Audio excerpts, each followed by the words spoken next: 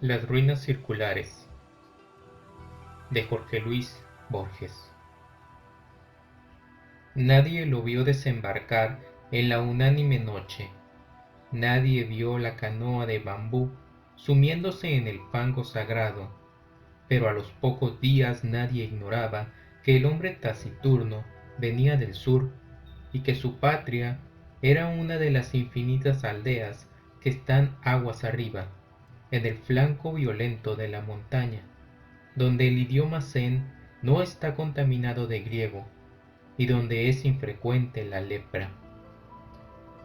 Lo cierto es que el hombre gris besó el fango, repechó la ribera sin apartar, probablemente sin sentir, las cortaderas que le dilaceraban las carnes y se arrastró, mareado y ensangrentado, hasta el recinto circular que corona un tigre o caballo de piedra que tuvo alguna vez el color del fuego y ahora el de la ceniza. Ese redondel es un templo que devoraron los incendios antiguos, que la selva palúdica ha profanado y cuyo dios no recibe honor de los hombres. El forastero se tendió bajo el pedestal, lo despertó el sol alto. Comprobó sin asombro que las heridas habían cicatrizado. Cerró los ojos pálidos y durmió, no por flaqueza de la carne, sino por determinación de la voluntad. Sabía que ese templo era el lugar que requería su invencible propósito. Sabía que los árboles incesantes no habían logrado estrangular, río abajo, las ruinas de otro templo propicio, también de dioses incendiados y muertos. Sabía que su inmediata obligación era el sueño. Hacia la medianoche lo despertó el grito inconsolable de un pájaro. Rastros de pies descalzos, unos higos y un cántaro le advirtieron que los hombres de la región habían espiado con respeto su sueño y solicitaban su amparo o temían su magia. Sintió el frío del miedo y buscó en la muralla dilapidada un nicho sepulcral y se tapó con hojas desconocidas. El propósito que lo guiaba no era imposible, aunque sí sobrenatural. Quería soñar un hombre, quería soñarlo con integridad minuciosa e imponerlo a la realidad. Ese proyecto mágico había agotado el espacio entero de su alma. Si alguien le hubiera preguntado su propio nombre o cualquier rasgo de su vida anterior, no habría acertado a responder. Le convenía el templo inhabitado y despedazado, porque era un mínimo de mundo visible. La cercanía de los leñadores también, porque éstos se encargaban de subvenir a sus necesidades frugales. El arroz y las frutas de su tributo eran pábulo suficiente para su cuerpo, consagrado a la única tarea de dormir y soñar. Al principio, los sueños eran caóticos. Poco después, fueron de naturaleza dialéctica. El forastero se soñaba en el centro de un anfiteatro circular que era de algún modo el templo incendiado. Nubes de alumnos taciturnos fatigaban las gradas. Las caras de los últimos pendían a muchos siglos de distancia y a una altura estelar, pero eran del todo precisas. El hombre les dictaba lecciones de anatomía, de cosmografía, de magia. Los rostros escuchaban con ansiedad y procuraban responder con entendimiento, como si adivinaran la importancia de aquel examen, que redimiría a uno de ellos de su condición de vana apariencia y lo interpolaría en el mundo real. El hombre, en el sueño y en la vigilia, consideraba las respuestas de sus fantasmas, no se dejaba embaucar por los impostores, Adivinaba en ciertas perplejidades una inteligencia creciente. Buscaba un alma que mereciera participar en el universo. A las 9 o 10 noches comprendió con alguna amargura que nada podía esperar de aquellos alumnos que aceptaron con pasividad su doctrina, y sí de aquellos que arriesgaban, a veces, una contradicción razonable. Los primeros, aunque dignos de amor y de buen afecto, no podían ascender a individuos. Los últimos preexistían un poco más. Una tarde, ahora también las tardes eran tributarias del sueño, ahora no velaba sino un par de horas en el amanecer, licenció para siempre el vasto colegio ilusorio y se quedó con un solo alumno.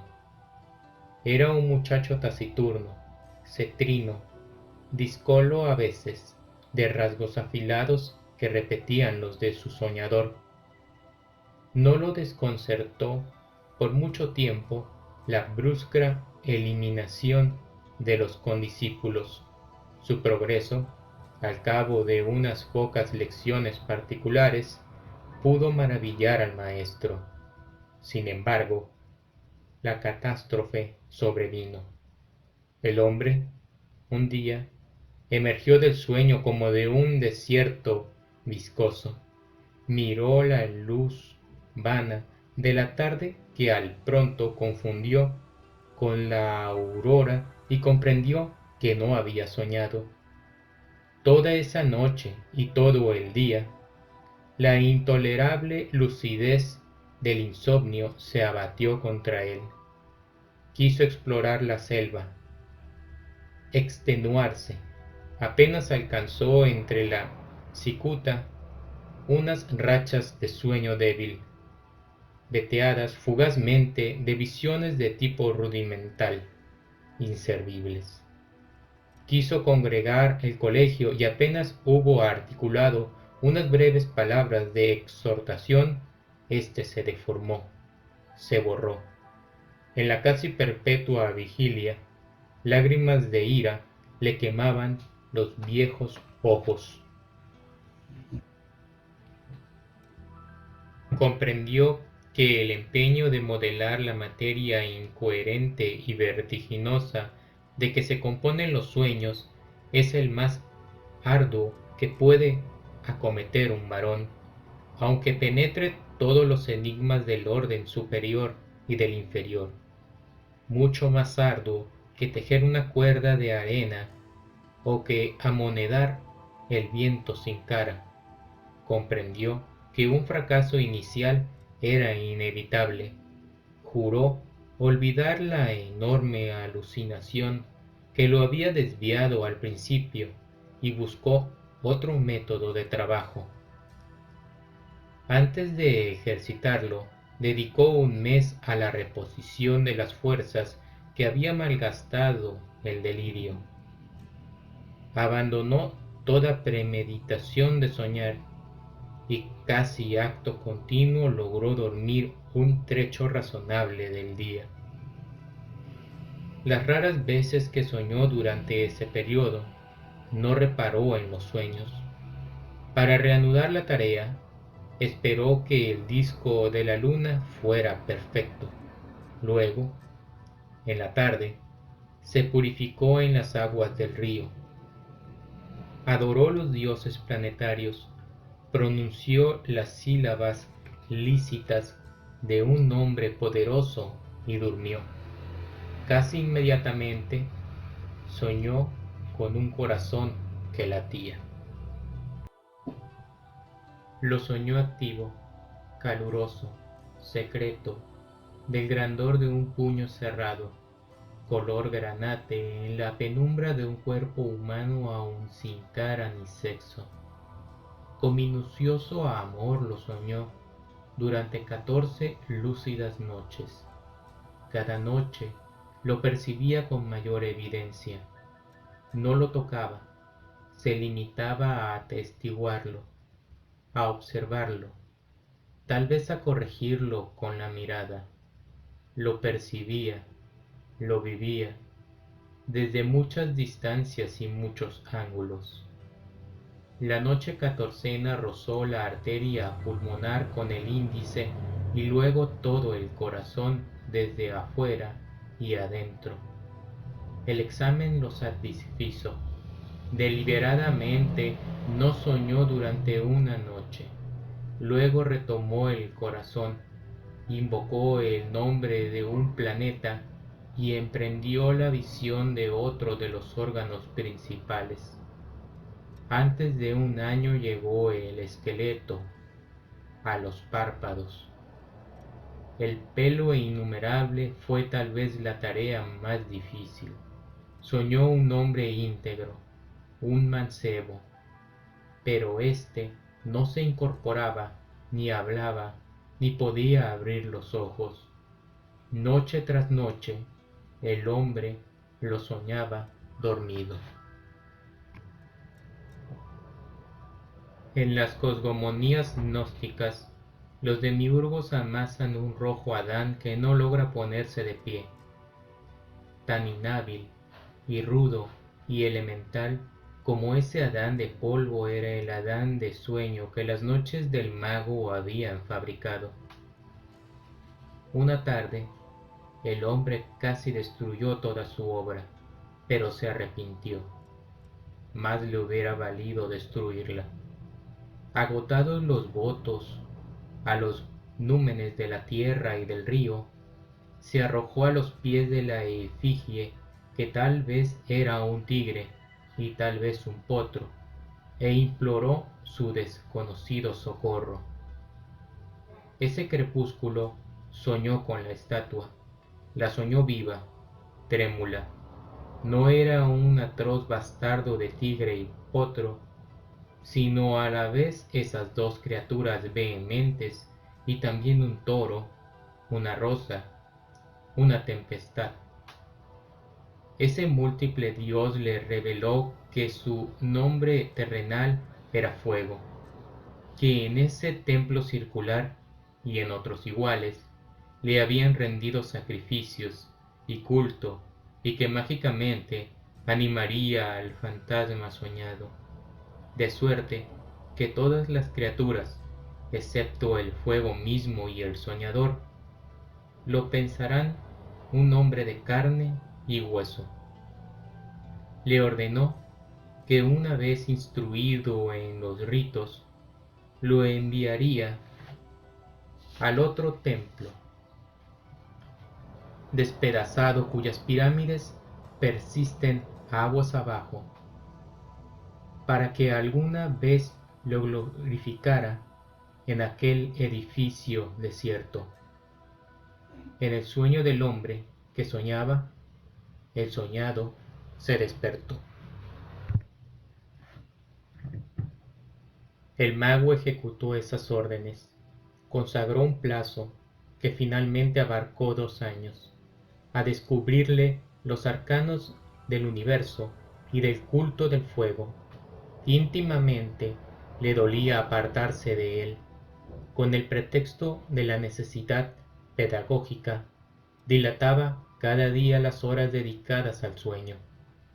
También rehizo el hombro de hecho, acaso deficiente. A veces lo inquietaba una impresión de que ya todo eso había acontecido. En general, sus días eran felices.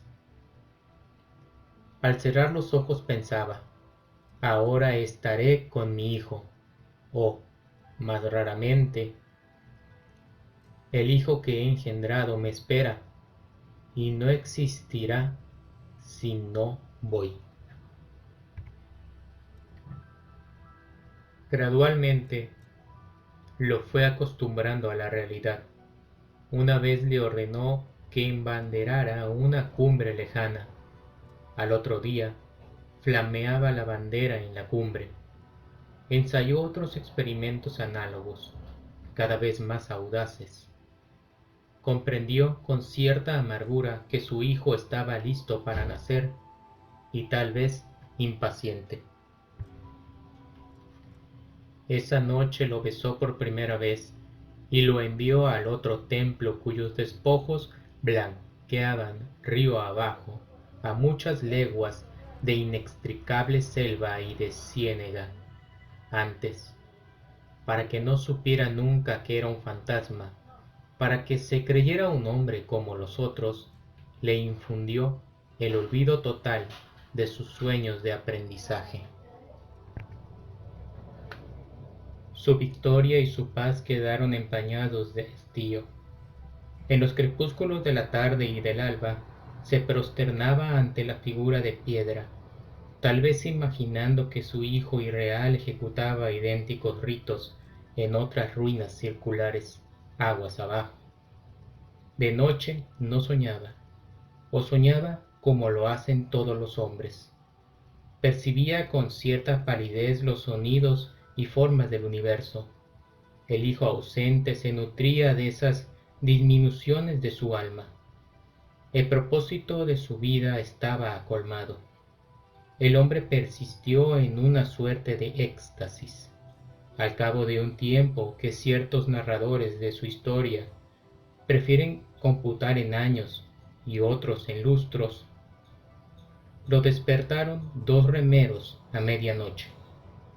No pudo ver sus caras, pero le hablaron de un hombre mágico en un templo del norte, capaz de hollar el fuego y de no quemarse.